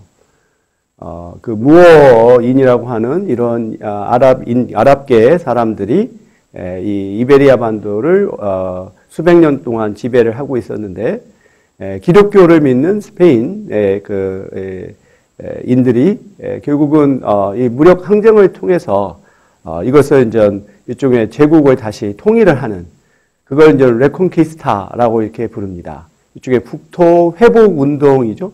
이 레콘키스타 전쟁을 벌여서 결국은 남부에 있었던 그라나다를 이제 점령을 하고 그래서 이제 아랍의 그러한 지배로부터 벗어나게 되는데 당시에 그 스페인에서는 이 자국의 어떠한 그 병사만 가지고는 이 전쟁을 치를 수가 없어서 유럽 각지로부터 용병을 받아들입니다. 그래서 이 용병들이 이 레콘키스타에 참여해서 전쟁을 벌이게 되고 그런데 이제 1492년 1월에 이 전쟁에서 승리하고 나서도 이 용병들이 자국으로 귀환을 하지 않는 거예요. 그러니까 이 사람들은 어떻게 보면 돈벌이를 위해서 온 사람들이고 다 젊고 또 전쟁 경험이 풍부한 사람들이 자국 내에 계속 있다라고 하는 것은 상당히 정치적으로 불안한 세력이 되죠. 이러한 맥락 속에서 결국은 해외로 이들을 내보내서 그 국내에 있는 어떠한 그 군사적인 위협으로부터 벗어나고 또 해외에 식민지를 개척하려고 하는 의도가 맞아 떨어져 가면서 결국은 콜럼버스의 항해가 시작이 되는 거죠. 원래 콜럼버스는 스페인 사람이 아니고 이탈리아의 그 제노바 출신의 탐험가인데 처음에는 포르투갈의 왕을 찾아가서 자기가 이 대항해를 하겠다라고 했더니 거절을 당해요. 왜냐하면 포르투갈은 어렵게 이 희망봉을 거쳐서 인도에 이제 도달하는 이 항로를 개발을 해서 그쪽에 주력하고 있다 보니까 그 검증되지 않은 이러한 대서양 횡단을 통한 이런 아메리카로 가겠다라고 하는 것은 이제 허용하지 않았죠. 그래서 결국은 스페인의 이사벨 여왕에 찾아가서 자기가 가서 나중에 황금을 찾아서 황금으로 보상하겠다라고 하는 약속을 받고 가게 되죠. 근데 이제 콜럼버스의 항해는 한 번으로 그친 게 아닙니다.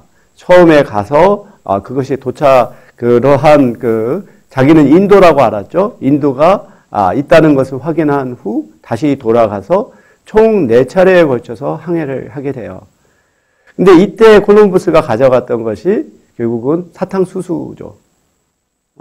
이 처음에 이러한 이 사탕에 대한 수요가 아주 폭발적으로 증가하면서 뭔가 좀 날씨가 따뜻한 그런 곳에서 재배하겠다라고 하는 의도로 처음에 사탕수수를 가져서 거기서 재배를 시작한 것이 나중에 이제 사탕수수 플랜테이션으로 이어지고 그게 흑인 노예 무역으로 이어지는 연결고리가 여기에서 시작이 됩니다.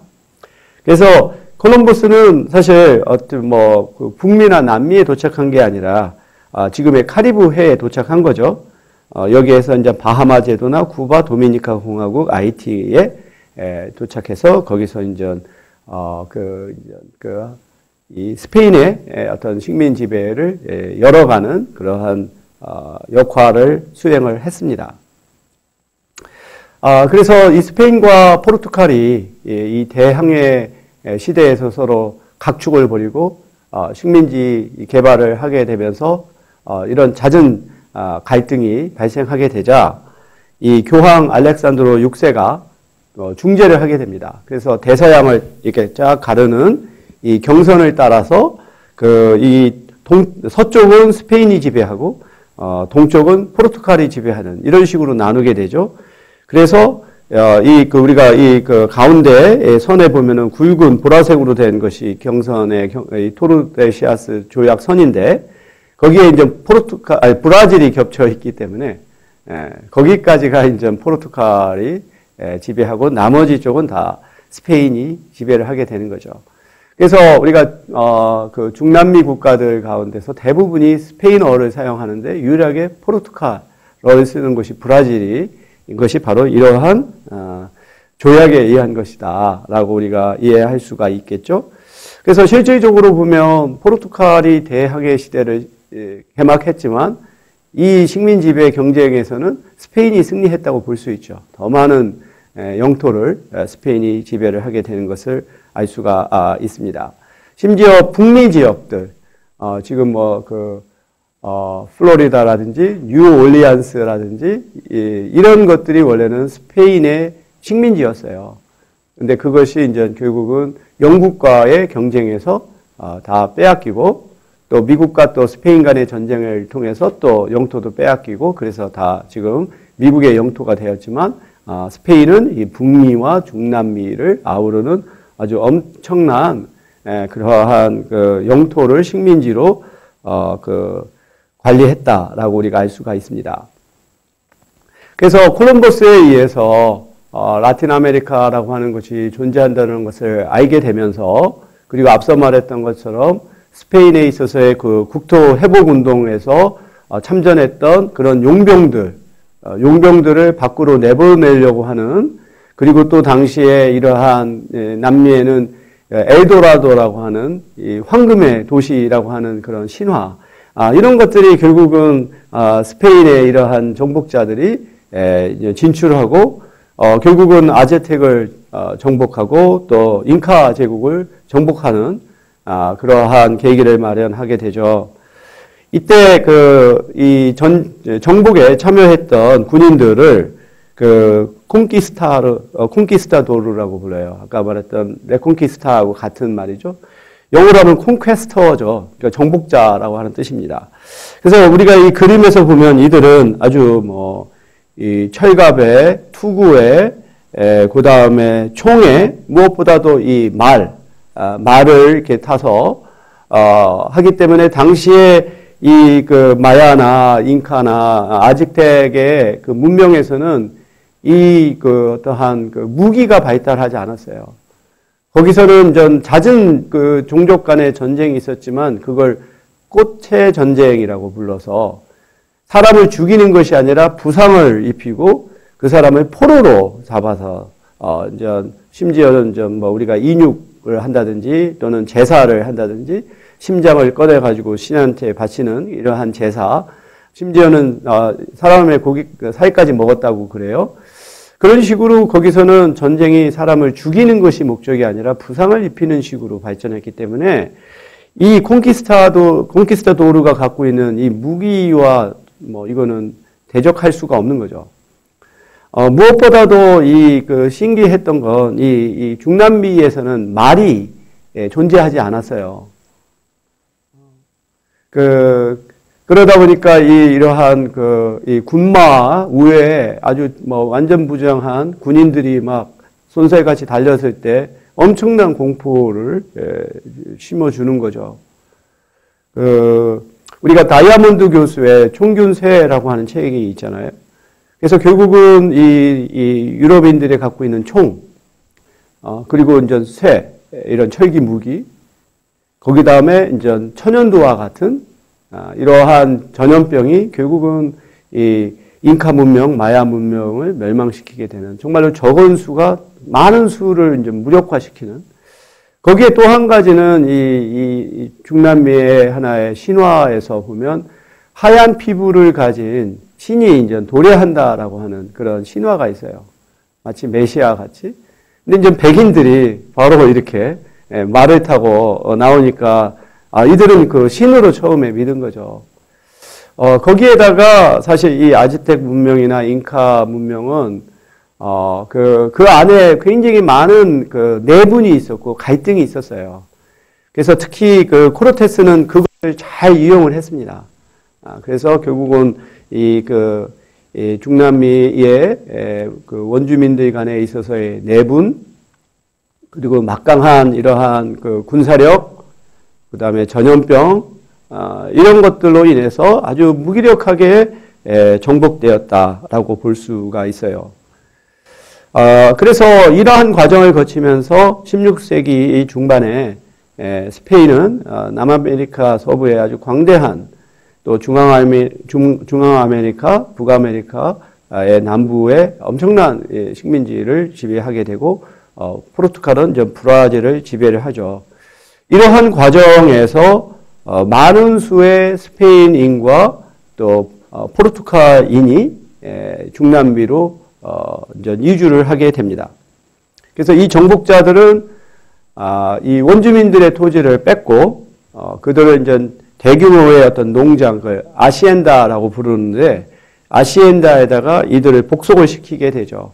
그래서 이 아시엔다는 그 안에 교회도 있고 학교도 있고 감옥도 있고 와 같은 하나의 그 완전히 독립적인 마치 중세시대의 장원과 같은 그러한 그 독립적이고 폐쇄적인 형태를 유지하게 돼요. 네, 이러한 아시엔다의 체제가 20세기까지 계속해서 지속되었다고 합니다. 우리가 보면 왜 필리핀이라든지 또는 중남미 국가가 근대화 과정에 성공적으로 이렇게 참여하지 못하고 지금까지 이러한 경제적인 빈곤에서 벗어나지 못하는가에 대한 많은 이론이 있는데 그 중에 중요한 것은 식민유산을 청산하지 못한 것이 굉장히 중요한 요인이 돼요. 필리핀의 경우도 이 스페인 지배 시대 때 형성됐던 이런 아시엔다라고 하는, 그래서 지금도 필리핀에는 몇몇 그 가문이 필리핀의 경제의 대부분을 차지하고 있는 이 아르헨티나나 브라질의 경우도 대규모 농장주들이 엄청난 그러한 부유층, 기득권층을 형성하면서 결국은 이 불평등이라고 하는 것이 전혀 청산되지 못하는, 그러니까 식민지 시대의 그런 체제가 이 독립 이후에 이게 청산되지 못한 것이 지금까지의 하나의 빈곤, 저발전의 원인이라고 우리가 볼 수 있겠습니다. 그래서 앞서 우리가 말했죠. 그 콜럼버스가 이 4차례 항해를 거쳐서 갈 때 사탕수수를 가져가서 거기서 재배를 하게 되고, 이 설탕에 대한 수요가 유럽에서 폭발적으로 증가하면서 결국은 대규모 플랜테이션을 이제 개발을 하게 되고, 당시에 브라질은 세계 최대의 설탕 생산국이었고, 유럽에 있어서 최대 공급처였습니다. 그래서 이러한 노동력을 충원하기 위해서 결국은 아프리카로부터 흑인 노예가 들어오게 되고, 이 당시의 흑인 노예의 수는 미국의 노예의 2배에 달할 만큼 가장 많은 수의 흑인을 브라질에 이제 갖게 된 거죠. 그것은 지금 현재 이제 브라질 내에서도 흑인이라든지 흑인과 또 백인 간의 어떠한 혼혈인들이 많은 수를 차지하게 되는 그러한 또 계기가 되죠. 반면 아르헨티나는 대부분이 그 국민이 그 백인입니다.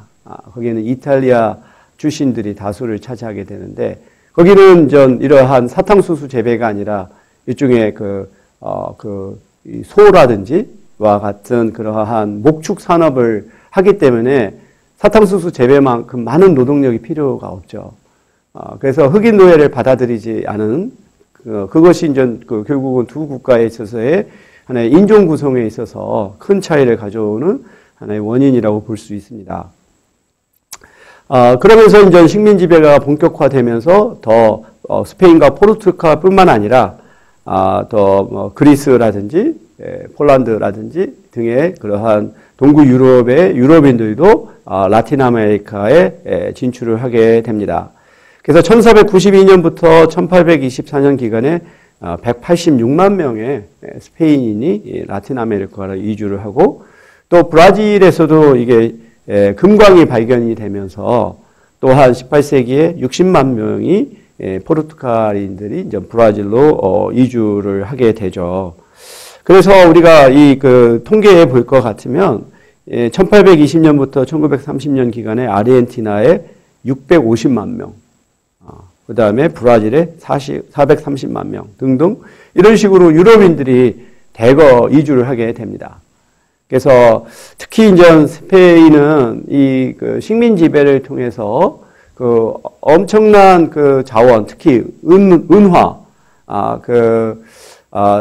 볼리비아의 포토시라고 하는 은광이 있어요. 세계 최대의 은광인데 거기서 이제 은을 채취해서 그걸 이제 은화로 만들고 그걸 중국에 가서 이제 그런 상품을 사서 유럽에서 판매하는 이런 과정을 거치면서 아주 엄청난 부를 축적을 했죠. 그리고 또 스페인에 이제 세비야라고 하는 도시가 있는데 거기에 세비야 성당이 있는데요. 아마 그게 바티칸 성당 다음으로 큰 성당으로 알려져 있는데 그 내부가 완전히 이 남미에서 가져온 금으로 이렇게 칠해져 있을 만큼 화려한. 그래서 당시에 스페인은 정말로 우리가 무적함대라고 할 만큼 아주 엄청난 세력을 갖고 있었죠. 그리고 그것의 기반은 바로 식민지에서 가져온 이런 은이라든지 금이라든지 또는 어떠한 사탕수수의 수익을 통해서. 하지만 스페인은 이 많은 내전을 벌이게 돼요. 프랑스하고 또 네덜란드하고 어떤 종교적인 신념 때문에 그런 신교들 국가들과 또 내전을 벌이고 그러면서 탕진을 합니다. 그래서 스페인이 국가부도를 2번을 맞이해요. 이러한 맥락에서 결국은 자국 내에서의 심각한 경제적인 위기, 이것 때문에 새로운 기회를 찾아서 라틴 아메리카로 우리가 이주했다라고 볼 수가 있겠습니다. 이렇게 유럽인들의 이주가 라틴 아메리카에 미친 영향을 살펴보면 결국은 이들이 라틴 아메리카에서 상당한 인구를 차지하게 되는 계기를 마련하고요. 두 번째로는 이제 19세기까지 이제 아프리카 출신의 흑인 노예들이 유입이 되고요. 그 다음에 19세기 후반부터는 일본인들이 또 농업 노동자로 이주를 하게 됩니다. 그래서 아르헨티나도 그렇고 브라질도 그렇고 페루도 그렇고 칠레도 그렇고 엄청난 그러한 토지가 있는데 그게 개발되지 않은 상태로 남아 있다 보니까 그와 같은 농장을 개발하기 위한 이민자를 받아들이고 그 과정에서 일본인들이 굉장히 적극적으로 참여하게 되었습니다. 또 이 시기는 우리가 그때 아시아의 이주를 살펴보았다시피 메이지 유신 당시 이제 농촌이 피폐해지면서 농촌을 떠나 도시로 이주했던 많은 사람들이 결국은 또 이러한 해외 이주에 참여하게 되는 계기가 됩니다. 그래서 브라질에서는 일본인들이 두 번째로 큰 민족 집단일 만큼 큰 영향력을 차지하고 있습니다. 반면 이 안데스 지역, 그쪽 지역은 이제 인디언과 그 다음에 이제 메스티조, 이런 인디언과 또 백인 간의 혼혈인인 메스티조가 다수를 구성을 하게 되죠. 그리고 이제 중앙 아메리카, 멕시코를 비롯해서 거기서도 상당수의 인구가 이 인디언과 메스티조의 혈통으로 구성되어 있고요. 그리고 이제 무엇보다도 이 미국이나 캐나다로 갔던 유럽인들의 이민자와 중남미로 왔던 유럽의 이민자들 간의 큰 차이는 이 북남미의 경우에서는 가족 단위로 이주를 해서 거기에 정착하는 것이 목적이었어요. 그러다 보니까 인디언이라든지 또는 흑인과의 혼인이 잘 일어날 필요가 없는 거죠. 가족이 가니까. 반면 이 중남미의 경우에서는 뭔가 황금을 찾아서 갔던 남성들, 젊은 남성들이 가니까 여성들이 없고 결국은 원주민들과의 혼혈이 이제 출현하게 되고 그래서 그들이 이제 라틴 아메리카 인구의 다수를 차지하게 되었다라고 보게 되죠. 따라서 브라질만 하더라도 굉장히 그 사람들의 어떤 피부색이 굉장히 다양해요. 아주 검은 사람부터 백인까지 그 안에 마치 스펙트럼처럼 다양한 이러한 색조가 있고 그만큼 어떠한 그 인종을 구분하는 경계가 뚜렷하지가 않죠. 그래서 미국처럼 이러한 인종주의가 강하지 않은 그러한 측면을 보인다라고 볼 수가 있습니다. 그런데 이제 유럽에서 이러한 그 경제 발전을 통한 산업 생활 수준의 향상이 되다 보니까 더 이상 유럽으로부터의 이주가 중단이 되면서 그 대륙 내에서의 이주가 증가하게 되고 이때 대륙 내에서의 이주는 노동 이주가 지배적인 형태를 취합니다. 그 아르헨티나가 그래도 20세기 초만 하더라도 상당히 아주 부유한 나라였었고 아르헨티나의 수도인 부에노스아이레스는 남미의 파리라고 불릴 만큼 아주 그러한 문화가 높은 수준으로 발전했었어요. 그러다 보니까 결국은 볼리비아와 같은 인근 국가에서 이쪽으로 이주를 하게 되고 또 베네수엘라의 커피 수확을 위해서 인근에 있는 콜롬비아인들이 또 이주를 하게 되고 하는 식으로 남미에서 상대적으로 경제적인 여건이 좋은 곳으로 이제 인근 국가의 국민들이 이주하는 패턴을 취하게 되죠. 그러다가 이제 2013년에 베네수엘라에서의 어떠한 정치적인 위기로 인해서 대량 난민 사태가 발생했잖아요. 그래서 국가가 완전히 부도가 나고 지금 베네수엘라는 아마 우리가 알기로도 세계 최대 석유의 일종의 그 보유, 그러니까 이제 아직 개발은 하지 않았지만 어떤 잠재적인 석유의 매장량이 최대일 만큼 그런 나라임에도 불구하고 결국은 나라가 완전히 지금 절단이 났잖아요. 대통령이 2명이 존재하기도 하고 이러한 상황에서 결국은 이제 400만 명에 달하는 베네수엘라인들이 이제 인접 국가로 이주를 하게 되는 그러면서 결국은 인접 국가에서는 이 난민을 받아들이는 데 있어서 엄청난 부담감을 갖게 되고 더구나 지금 코로나 사태가 아주 심각하면서 이들이 코로나를 확산한다라고 하는 그런 것 때문에 이제 다시 내쫓기는 그러한 또 사태가 발생을 하고 있죠. 그래서 이제 이 베네수엘라 난민이 가장 많이 이제 이동한 곳이 인접한 콜롬비아입니다. 그래서 지금 최근에 한 연구 논문에 따르면 이 콜롬비아에서 이 베네수엘라 난민에 대한 어떤 인식이 일종의 제노포비아, 외국인 혐오증이 이제 생겨났는가에 대해서 신문 기사 검색을 한 연구가 있는데 저희 그 박사과정 지도 학생하고 같이 우리가 연구한 그 바에 따르면 이 콜롬비아의 그 대표적인 유력 신문에서는 그 기본적인 논조가 그렇게 어떤 외국인 혐오증을 유발하기보다 과거 이 콜롬비아가 어려웠을 때 베네수엘라가 어떤 경제적인 도움을 준 그것에 대한 신의를 지켜야 한다라고 하는 논조가 지배적인 것으로 이렇게 나왔습니다. 근데 그것은 일종의 여론 주도층의 하나의 의견일 수가 있고 일반 국민들의 생각은 또 다를 수가 있겠죠. 그래서 일단 우리가 분석한 것은 대표적인 신문사의 일종의 기사들의 하나의 어떤 논조를 살펴보는 것이어서 한계가 있을 수는 있겠지만, 일단 콜롬비아 내에서의 어떤 여론 주도층의 생각은 우리가 생각한 것만큼 그렇게 외국인 혐오증으로 이어지지는 않는, 그리고 그것에 가장 중요한 것은 어떤 두 국가 간에 있어서의 오랜 하나의 협력 관계, 이런 것들이 중요하게 작용한 것으로 이렇게 나오고 있습니다.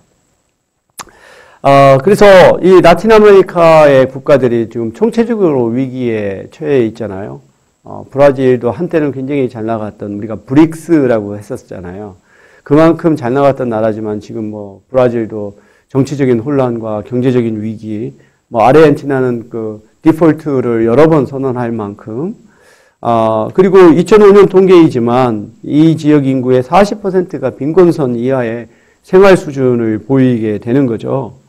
결국은 이들은 이 중남미 국가를 떠나서 미국이나 유럽이나 또 일본으로 이주를 하게 됩니다. 특히 이제 일본의 경우에서는 아까 말했던 일본계 후손들이 이제 일본의 경제적인 호황 시기에 일종의 이제 이주 노동자의 형태로 가게 되죠. 마치 우리 중국 동포가 한국에 와서 이주 노동하는 것과 마찬가지로 이런 니케지인이라고 하는 일본계 후손들이 일본으로 이제 이주 노동자의 신분으로 가게 되는 그러한 패턴을 보이게 됩니다. 그래서 우리가 이 그림에서 보다시피 이 밑에서는 아르헨티나로 이제 인접한 국가들이 이렇게 이주를 한다고 한다면 이것이 한 가지 흐름이면, 두 번째로는 미국이나 캐나다 또는 유럽으로서는 대부분 스페인으로 이렇게 이주하는 그러한 패턴을 우리가 보게 되고, 또 일본으로 가는 페루라든지 칠레라든지 그러한 파라과이라든지 그런 곳에 있는 또는 브라질과 같은 나라에 있는 일본계 후손들이 일본으로 이주하는, 그러니까 지금은 라틴 아메리카가 대표적인 하나의 송출국으로서 지금 자리 잡았다라고 우리가 볼 수가 있겠습니다. 오케이. 여기까지 오늘 강의를 마치겠습니다.